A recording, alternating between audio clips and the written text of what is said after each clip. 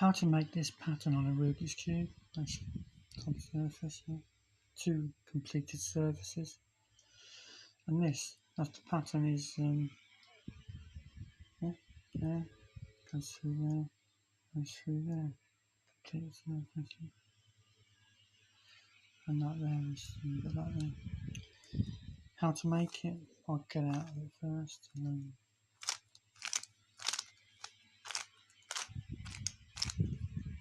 that's your completed cube.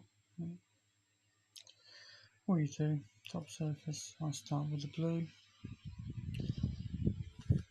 One, so you go one, double, double, double, double, double, double, which gives you that.